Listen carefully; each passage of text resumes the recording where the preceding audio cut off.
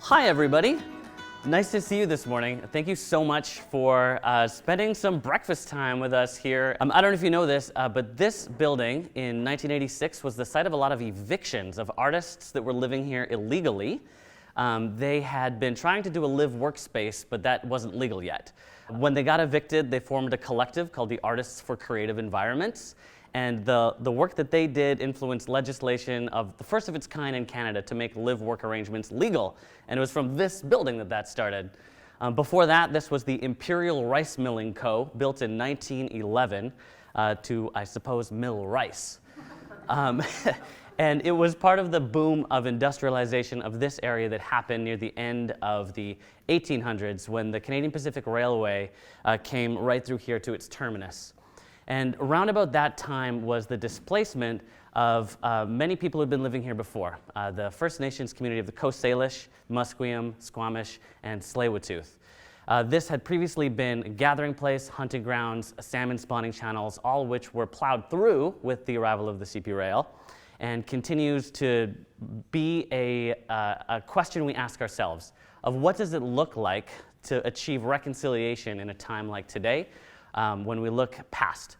But as we look ahead through this presentation, I think what we'll find is the question about reconciliation has tools and ways of being that are within us today that can help us answer those questions in different ways. So that's what I invite you to pay attention to throughout this, is what does it look like to continue to use the tools of co-creation in building a better world that draws on clues from the past and the future of where we're going. It didn't always look this way.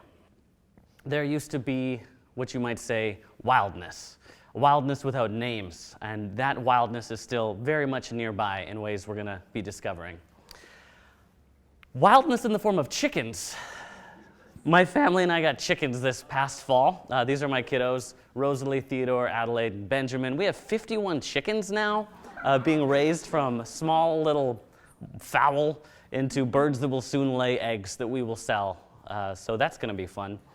But these guys teach me a lot about what it means to work creatively, to work in community.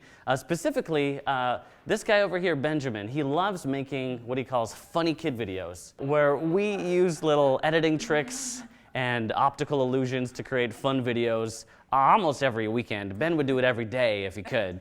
And it's a bit tricky because Ben will have an idea for a video any time of the day. Dad, can we do a funny kid video? And he doesn't really know whether it's going to be a yes or a no. The criteria is quite ambiguous. It's a matter of like, are we getting ready for school right now? If so, no. Is it bedtime? 'Cause if so, no, we can't make a video. Are your little siblings around and going to like ruin our display and our elaborate intricate setup? If so, no. And for Benjamin, any time is a good time to get into this. And he's got the idea and would love to be moving forward with it right now, please. And it takes a bit of partnership to coach him to say, well, you can't really do it alone. You need my phone. I need to help you like set up the shot. We need somebody to drop that thing into the water glass to make the splash, or whatever your idea is. You as a 6-year-old, as smart as you may be, need a little bit of help here. And you can't really see it, but he's wearing a sequined shirt that says creative, and if you flip the sequins up, it says genius. I'm like, yeah, that's Ben. And I relate to it in a way, not the label, but the pressure to be like, I will come up with an idea and I will execute it. And it's sometimes completely unclear how in our organizations that we work in that we're supposed to use energy like that, energy like Benjamin. When you have an idea and you want to move it through, how do people say yes to that? How do you actually make your idea come to life? And it seems that we're always just bumping up into these mysterious, subjective pieces of criteria of whether or not you can move forward with something. I think there's something we can learn here. This is not me, but this is another artist in a studio with a rolled out piece of paper. This is what comes to mind, where it's like, I will find the idea, right? There was a project about 7 years ago that I was invited to work on with the University of British Columbia. And the question was, how can we tell some of our stories of our students going through this transformation experience of education? and we want to work with you guys to help figure this out. So that's great. So I literally got a roll of newsprint from a local newspaper in town. I got some Sharpies out and started sketching out this different like story flow, adapting from the hero's journeys, trying to imagine what it would look like to tell a story step by step through some interactive media about this transformation story. I filmed it, turned it into a presentation, showed it to the client, and they were like, yeah, let's do this. So we partnered with our team to take photos, to take videos, to adapt this, and to build it out. And it was great. It ended up winning some awards. It's still online. A different department at UBC wanted to do a similar thing. And it's like, hey, that worked. Like, it went from an idea that was creative into an organization adopting it, into saying yes, into some awards, and it's still online. Like, that says something about a creative spark that moved through to change.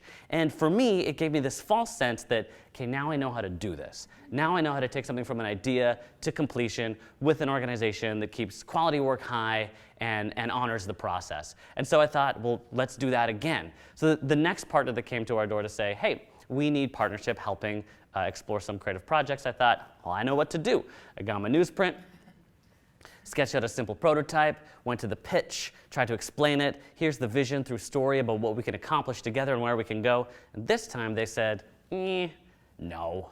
That's not going to work. It's not going to work for us because it's not quite who we are, what we want to say. It's not the vision we have, and it's a bit too risky. And I tried to inspire them some more through persuasion to say, well, it's not risky. Specifically, their job was trying to express their 10-year strategy and vision online so people could really get into it. And it's not risky to tell stories when you're trying to express a vision, especially one that's over a 10-year time frame. You need to do this. They said, no, we just have a plan, and we just want to put it on the internet. So put it on the internet they did. It's a PDF download. That's one way to communicate a vision. That's not what I had in mind. It is literally, that's a picture of somebody pointing at a screen as the title page of this 10-year vision. And it's just, it's so strange and head shaking. Be like, why would somebody say no to an idea that's good for them and choose something that is obviously bad for everybody? And it sort of puts me in this place of like, I don't know how to navigate these two poles. I want us to win, where you say, yes, we adopt it, we agree, we move forward, we make good work, but then we find ourselves losing. We're giving into bad work, we're not moving forward in ways that are achieving this mutual aim that we wanted. What do you do? Like, what can I do to help steer the outcome in either one of these directions? I thought I can give my contribution and do the great work I know how to do. I can persuade them to see the potential, or, yeah, it's like, what else is there? What steps can I take? I've used all the levers I have on this little machine to be like, I said yes, but you said no, so, all right, I guess it's a no. There has to be a better way, but I don't know what this is. So I want you to think about this a little bit with me. How can we get through this? It's just a little brief or problem statement that I'm going to give you, and you're not going to have a lot of time. You have about like 1 minute to think of your response to this brief that I'm going to give you. And I just need a little pitch contest going on here for your idea to come up here and help us solve this. So you'll have 30 seconds. I'm going to give you one problem statement, and I just need to hear your idea for how to get through this. So if you're ready, here's the brief, kind of like a riddle. So like, turn your creative brain on. If you have a piece of paper, you can start working on it a little bit. The brief is this. How do we, no, just kidding. We're not going to do that. But it may be true that when I said that was going to happen, you might have had a bit of a reaction. Or maybe not, because you saw right through that setup I was doing. But right there, when the stakes are elevated just a little bit and you're expecting to have to use some creative energy, to do a little bit of persuasion, to help somebody get motivated to do something, your body changed. You found yourself doing one thing or another. Maybe it was a bit of like rising, like, I'm in this, like, let's do this. Was that anybody's sense of like, yeah, I'll compete, I'll play along? There's just a couple people. You were ready? Yes, we were ready. Because there's something interesting in that. Like, I can solve this problem. I can meet the demands. I can step into this. I got this. I got that sequined creative genius shirt on now. Let's do this. How many of you were maybe resisting that a little bit, being like, that's not for me. I'm not playing. Is that anybody here? Or are you just like, this is not real, I see through you? That's fair too. Either way, you weren't going to play because you didn't believe in it. So these two things, they were happening in us one way or another. What we often don't notice is that that was a response. That's something that did happen. We were already leaning one way without even challenging the frame that I gave you. Some of you were seeing the frame that I gave you. When we have these responses, they give us opportunities to ask what happens when we follow these impulses. There are results, there are consequences, there are impacts when we follow those nudges inside of, and it's not always the one that we think is going to result. Here's what I mean. If I have that rising response to say, I'm in, let's do this, and that's often what's going to occur for me. I see a problem, like, I'll help, no worries, I'll jump right in there, let's do this. There is something that takes place in the cultures around us, and that's simply this. It's going to continue to reward that specific culture because you participated in it. It's going to reinforce an existing habit. The risk here is that if what is being rewarded is the sense of persuasion and cleverness and creativity and rightness that's easy to access, and it comes from a lot of that sort of extroverted energy, that is what will continue to be happening. That will be where your ideas come from. And if you are continuing to follow this pattern of resisting and saying, I'm not playing, then what happens is that your voice isn't being heard. It's you removing your contribution. We don't get the benefit of hearing what you were going to say, and you're out. And it's not just you that's out, it's other people who might have that same type of approach or same type of energy. They're out. So what does that mean for the amount of voices that this culture isn't getting and isn't hearing? It means that we might be able to solve a problem because of our ability to communicate, but how many other voices haven't been heard? So we end up in these reinforcing loops of the same culture, asking for the same thing, and getting the same results. And it just leaves me saying, there's gotta be a better way. And it was right about here, after those couple projects, that I found myself asking, what are the ways that we can make creative work together in our organizations? And I wouldn't go so far as to call it a co-creative quest, but here's what I began to notice, is there's the way of responding that is all up to me. It's what I can do. It's what I can personally execute, where that's the frame that I see. It's what we put up, that divide between winning and losing, where what can I control? I can do these things. Can I persuade them to see things my way? Can I give the contribution I want to give, and can we do great work? And those are good questions. Those are what responsible professionals ask. That's appropriate. But there's another path on the table. That's the path of of can we collectively share a vision? Can we draw out the best contributions of all that are involved? And can we evolve the culture and do great work? Because if it's just down to each individual contributor to just give their best, give their best, give their best, we just have this factory of automatons instead of a collective that is working together. And that's tricky. I don't know if it's possible. As I began exploring these methods, I had the opportunity to try different methods of collaborating in organizations all over the place. Governments, universities, commercial enterprises. And what I've been finding is that co-creative ways of working are not just possible, they're happening. They're here. And they're not just happening, but they're necessary. And they're not just necessary, but we are really under-equipped to do them well. It's sort of a throw of the dice in any organization you walk into, whether or not they are ready for this. Some people are so fluent in the practices of listening to each other, in working well together, in staying open to ideas that might emerge, into pursuing new alternatives, and to then executing them. And others are super suspicious of that entire thing. It's a foreign concept, and they don't have the tools for collaborating, for listening, for paying attention to what might emerge. And it's as if you're trying to introduce a foreign body into an immune system. It's an attacking response to say, this isn't welcome here. And yet, then what happens is the body as designed ends up staying that way. There's no evolution there. So these organizations that are unfamiliar with ways of working together continue to not have it. And it means that there's just a couple actors or agents within a system trying to bring it about, which is worthy, but is difficult. It's almost as if we're at this moment where we see that co-creation has a way of changing things, but it hasn't reached a tipping point yet. There's sort of a stuckness there, where some organizations see it and get it, some individuals and teams get it, but not all of us. And so the thing about collaboration and co-creation is they build bridges. But how do you build bridges when we're not seeing eye to eye? It's a tricky spot.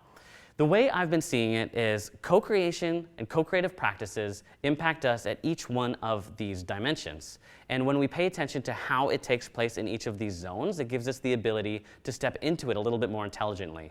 And when we capture some of these, we can step into it with more purpose. I want to start with the outer ring of teams and organizations, because in a way, it's more understandable to say, here's how our team can work together than it is to say, here's how I can show up. But they're all in play here. In teams and organizations, in the ways that we can collaborate in groups, there are so many different ways and practices of doing this, and they're not necessarily mainstreamed. They're all available, but there's not too many indexes where you can just pull it up and say, show me how to work together. And yet, it's an almost inexhaustible supply, a never-ending library catalog of ways we could do this. I just want to show you one of them to help you see and imagine how well documented this is becoming and how much might be available for you to try if we were to choose. This is a method that we've been exploring the past number of years. It comes from Jake Knapp from Google Ventures, called Sprint. The idea here is you take 5 days to solve a problem with people in your team. Cross-functionally, across an organization, you work through 5 days. You can compress it to 4 if you wanted. On Monday, you map out the challenge and understand the problem space. On Tuesday, you do a bit of external landscape scan to see how else this problem is being solved. And then you sketch out your solutions and you decide on a direction to take on the next day. Once you've decided on that direction, you begin actually doing a prototype to see how it would work, and then you test it with users and get some actual feedback. The word that I said there that was key was the word actual. On Monday, you have the chance to actually interview leadership, executives, experts, whoever needs to influence the place you're going to go. On that 4th day, you have the chance to create actual visual designs or other ways of expressing your concept in a low fidelity way. On that last day, you can actually check it with actual users. The reason why I would say any of this and emphasize the word actual is it doesn't have to stay in theory. It doesn't have to be protracted over the course of, say, 6 months. This can be something you move through in the course of a week and find that your organization is already working differently. And that's where some of this magic starts to happen. Here's a team at a municipality, the District of North Vancouver, that we got to work with recently to work through this sprint. We brought 17 people together from different teams, departments all around the organization to solve a problem that they were facing. And at the end of it, yeah, we got to a prototype that was tested with users that affirmed a direction that they wanted to go, that informed a plan that they could execute on. But what we saw was exactly what we mentioned earlier. The culture was starting to have a bit of an awakening to a shift that was possible for them. Here's a quote from one of the participants. We often get down on ourselves as an organization about our silos, but right here, this week, we proved that a new way of collaborating is already possible. Look at this. We're from so many teams, but we worked together. Hierarchy wasn't an issue. We explored new possibilities. It was actually fun. In future times, when we find ourselves getting glum about our ways of working, we have to remember this week. It's available. It exists. It's documented in a book. Most of the stuff's for free online. You could be doing it. But you know what people say the most when we suggest we should do a sprint? Oh, it would be hard to get 4 or 5 days off. Like, those aren't days off. That's literally compressing the work you would do in 6 months to 1 week. Those are days on. You are about to use a way of working that changes what you're used to. It's true. You could continue to go to work and sit at your computer and respond to emails and do it in a very slow way. Or we could work together. It's a change of modes of work. And I bring up Sprint again as one example of many of the ways that people can collaborate in teams and organizations to hint that other ways are possible. But the trick is, as this is that outer ring of teams and organizations, you have to pay attention to what's going on in the middle too. Because if you were to just adopt that way of working without any practices for how you're going to communicate with other people, you're going to run up short. Because you'll encounter conflict that you don't know how to move through. You'll encounter disagreement that you think is a problem instead of knowing the tools for welcoming the perspectives of others that help us move intentionally forward. And that's what's here in this space, the ability or opportunity to change what we think conflict is, to change what we think disagreement and difference is. This is the challenge to my frame that I mentioned in those stories at the beginning. I thought that when somebody was saying no to my idea, that was the end. It felt like a stalemate. Well, I guess we can't move forward.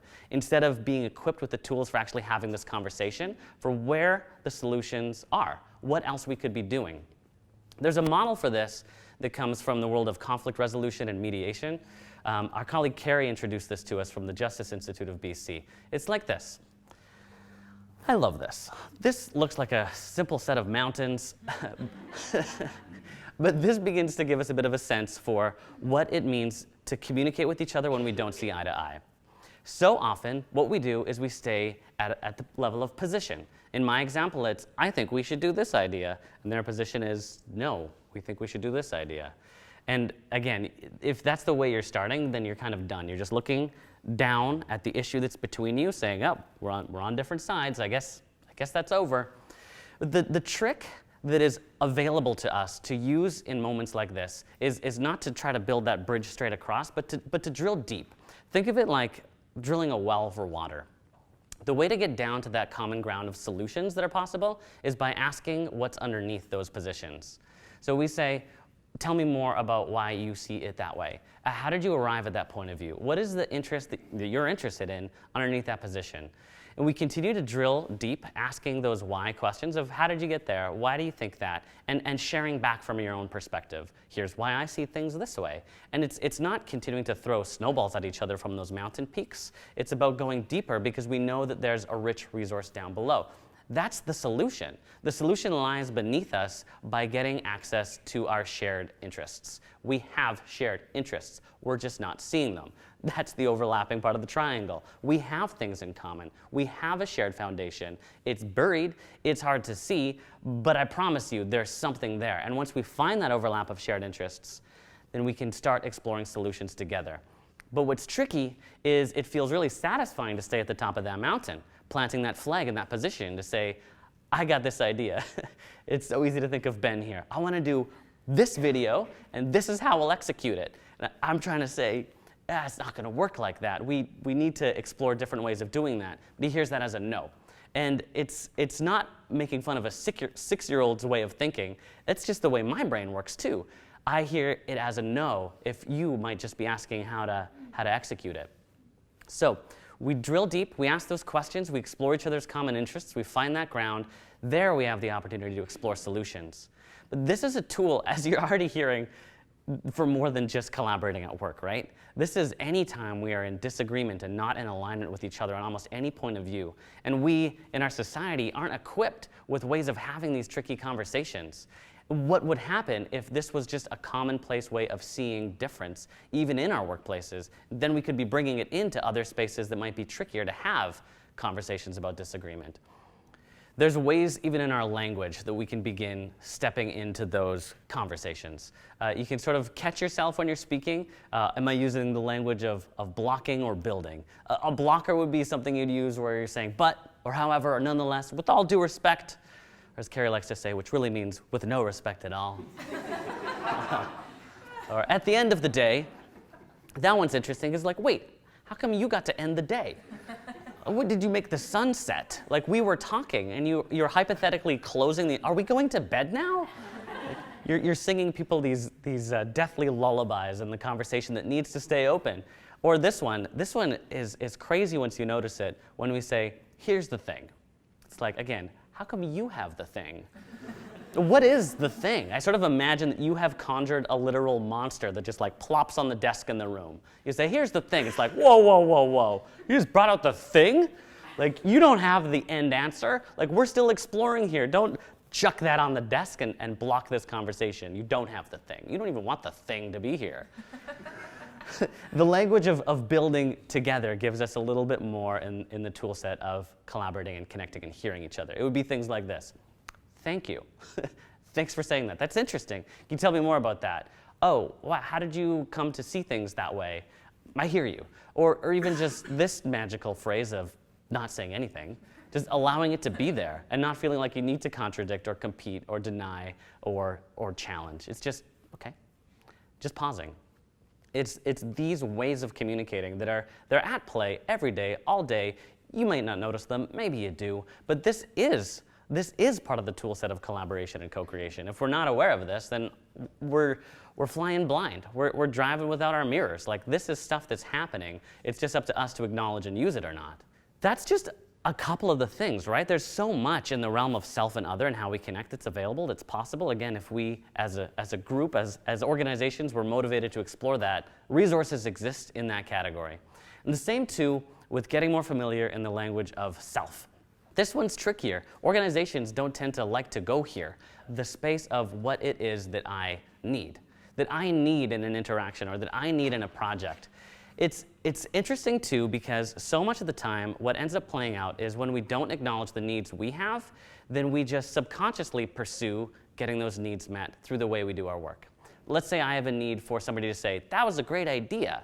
Then I'm a little bit more motivated to pursue that sense of affirmation than I am trying to pursue our common aim.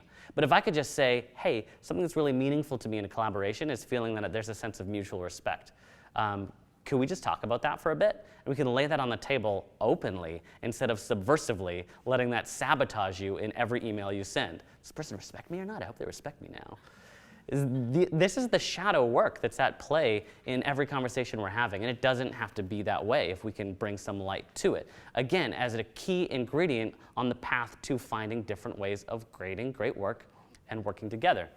Marshall Rosenberg, who created the book and the movement and the practice of nonviolent communication, has a really interesting phrase and tool here. He says, any anger is a tragic expression of an unmet need. I find that interesting. Any anger is a tragic expression of an unmet need. You're seeing anger flare up, it's just because there's something really important right there, a need that hasn't been met or acknowledged. It's sort of a red flag going up to say there's something here that we need to talk about. Again, anger is one way to express that, but so is communication. And this is where Rosenberg gives us a bit of a framework for that. When I see this thing going on, you make your observation, when I see this taking place, I feel, this is the way I'm feeling, I need this specific thing and I'm actually going to name it instead of letting it play out in the shadow work. This is what I need here. I'm going to make that request. Again, this is something that many of us already do, we're familiar with, we're trained in this, we grew up in communities where this is common and easy for us. And others, you step into an organization and this would be a very foreign way of communicating. And yet, this is what's blocking us from moving forward. This is what's blocking us from hearing each other because we are not attentive enough to the things that are driving us and motivating us. There's so much that's available when we can just check in to say, what is behind the thing that I'm saying or doing? And it's even just in line with that mountaintop that we looked at. Getting curious about what's showing up in yourself will help you discover the interests that are driving you so that you can get to the solution. It's not a circuitous waste of time to check in here. This is the pathway forward to creating new ways of working. And when we look at this together, what I've begun to see is that individuals who show up this way can make a big difference in the relationships at work. And when teams or two people, when relationships are changed this way, then that's when teams start to change. When teams and organizations start to change to being more co-creative by default, there's an amazing amount of potential that emerges. And it's one lens to look at co-creation as being something that primarily happens like in a team or in a sprint or in a week. But I'd like to think that there's even a new type of organization that awaits us that is co-creative by design. And there's not too many of those to really look at yet because we're still really steeped in existing traditions that are kind of holdovers from the industrial era, where we're focused on production and output as opposed to participation and co-creation. There's an opportunity ahead of us to design different types of organizations that acknowledge these realities and are purpose-built to do it. And that's what's been really interesting these past few years, just to be paying attention to the clues of organizations that are doing this and those that aren't. And also, as I said earlier, realizing that modes of co-creation aren't just possible, they're happening. They're not just happening, they're necessary. And we are really under-equipped to do any of this very well. I had the opportunity this past couple of years to be serving on the leadership team of a nonprofit organization in my hometown. And during these past couple of years, there's been a big leadership transition that we ended up using as a moment to engage the community.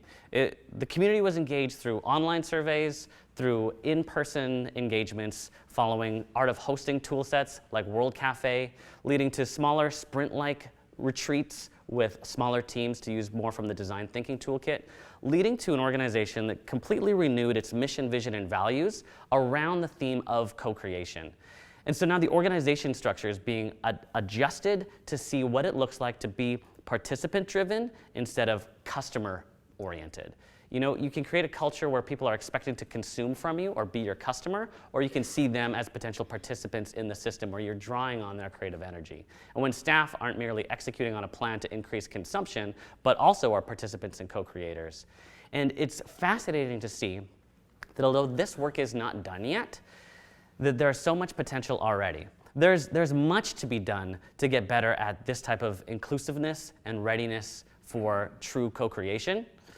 And yet, even already, there's hints that when we start thinking about this from an organizational design way, there's a new type of organization that's waiting for us to step into. But again, we are working within inherited systems from more than 100 years ago that haven't been challenged to consider what we now know are the ways we connect and collaborate. And so we continue to reinforce very familiar cultures. And that is the opportunity that we have to ask ourselves, is how can we be participants in changing the systems that are wider than just the ones we're in today? It's really hard because this sounds like a challenge to the existing system. And so the existing system is oriented towards shutting this down. And I don't mean that in a conspiratorial way or even in a down with the man type of way. What I mean is that our instincts here are oriented to shut this down. We had the opportunity to introduce ourselves to an organization in Seattle a couple years ago, hoping for the opportunity to work together. And in this pitch, we were talking about our methods of co-creation to say, we believe that when we get multiple perspectives in the room, including users, that new possibilities are going to emerge that we haven't thought of yet. And we're talking to the team from procurement about this possibility, and we get interrupted. He sort of holds up his hand like a stop sign and says, "Okay, all right, well, I get it. Okay, so you're gonna sit in a circle, you're gonna hold hands, you're gonna sing Kumbaya. But who's your guy? Like, who comes up with your ideas?"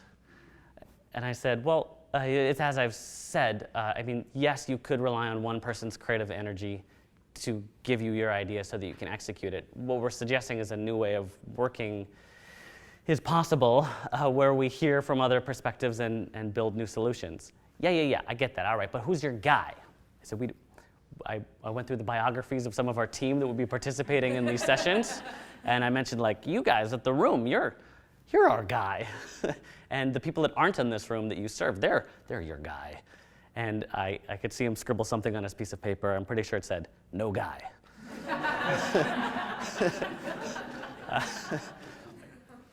We expect that the way we have innovated before will be the way we innovate in the future. And it's really hard to imagine that different ways are emerging and that are possible. It's these things that are becoming more and more known and seen and possible as ingredients for changing into this future. Ways of collaborating, the reality of self-awareness, building dialogue, growing empathy. These things exist, and yet today's systems are kind of challenged by them. They're a little unfamiliar. They're not quite what seems like effectiveness or efficiency. And yet tomorrow's world will be powered by these things. That's my sense, and it's the sense I've been building the more I look around. I see that there are so many different references to these specific traits getting ready for a next wave of deployment and emergence. Even just the approaches of design thinking as of the past couple of years are now built into BC's curriculum in elementary school. So these things are literally on the curriculum now. They weren't when we were growing up. That's interesting, hey? Like, we literally didn't get taught these things, but our kids are now. What does that mean for 30 years from now or 60 years from now? We're in the midst of a bit of a sea change. And as I look around too, I see people who are in charge of such things continuing to stake their claim in these types of values. For instance, the Federation of Canadian Municipalities. There's a report they have called Co-Creation and Design Innovation. It's about shaping the future of communities, where they say it's time to help build a new culture that involves all stakeholders, breaks down silos, enhances citizen engagement, and stimulates the local economy. Oh, so those things are linked, you mean? The way that we will progress and innovate in the future depends on how we connect with each other? That's really interesting to see that in government, in municipalities across Canada, that's being recognized. Government of Canada has a new agenda called Positioning Canada to Lead, an inclusive innovation agenda. A few excerpts from that. This collaborative approach is essential. Every sector of society, I'm paraphrasing, that includes corporations, education, the social impact sector, and Indigenous business leaders, pull some of the levers that drive innovation, growth, and well-being. So we need to be collaborating across sectors. We don't know how to do that. We might know how to make a formal partnership between organization A and organization B, but to the individuals within that organization, do they know what to do when the time comes for that act of co-creation? I'm not sure. But this goes on to say, there's a nationwide call to action. Only by mobilizing every sector of society to do its part will all Canadians have the opportunity to participate fully in an innovation economy. That's why working together is so important. The need to act is urgent. This is published by the government just the past couple of years. It's stated as a direct, urgent objective to go and do this. And again, it won't happen by just saying, make it happen, do your part. Because our parts, we haven't been educated to do this. We haven't been involved in systems that are oriented this way. We've been part of other ways of working that have been fine for what they were designed to do at the time. And yet something new is possible. Today's systems are challenged by this, so we have a choice. We can adapt to today's constraints and keep working within these systems. Or we can operate from tomorrow's framework today and begin modeling that there are new ways of working. This is where there is both hope and challenge, right? The organization I mentioned that ended up choosing the PDF download, I ran into them again just this past year at a conference in Seattle. I had the opportunity to moderate a panel on ethics in artificial intelligence. The really smart people in the room, I was just the facilitator. But one of the stories that really captured people's attention was about one particular organization that was doing it really well. They were clearly ahead of all the rest. They had adopted these practices of ethics in AI and had so many practical stories to tell. And I was chatting with her afterwards, and I said, where did this come from? This was the leader of the same organization whose 10-year strategy I had tried to work on for them. And even reading it again this week, it didn't say anything about ethics in AI in that year. What changed? And the short answer is that she did. New leadership showed up that decided to work from a different frame, to say, I'm going to value diversity and inclusiveness in how we operate. And so the values of the organization changed. I'm going to value a different pursuit of a different way of working. And so she did. And again, in their instance, they're not perfect yet either. There is still much work to be done. But the efforts are being undertaken, not just from midway up the organization or for a rogue actor within the organization, but from leadership saying, this is how it's going to be. And it gives me just a little bit of hope to say something as simple as a shift like that can bring about this new way of working just like that. It can be dark outside and then the sun rises. My family texted me a photo this morning from back in Kelowna. There's a beautiful there's a beautiful sunrise happening just a couple hours ago, and my 3-year-old Theodore said, I think the sun is this way today because the moon is shooting out all sorts of different colors and it's making the sky light up like this. It's like, that's an amazing 3-year-old perspective. But it's that mystery of what happens in that shift between it was nighttime and then it was daytime. Nothing happened. It just, we participated in what nature was doing anyway. And that's what's in front of us. There's change afoot that is happening, and we can be participants in this shift. Vancouver 100 years ago, Vancouver today, it's a different place. There's different, and there's still so much that is the same. And so it can give us the illusion that we're still operating under the same framework. A few years ago, I was involved in a project that just kept running into some sticky parts. It just wasn't quite getting the smooth, lubricated seamlessness one would hope.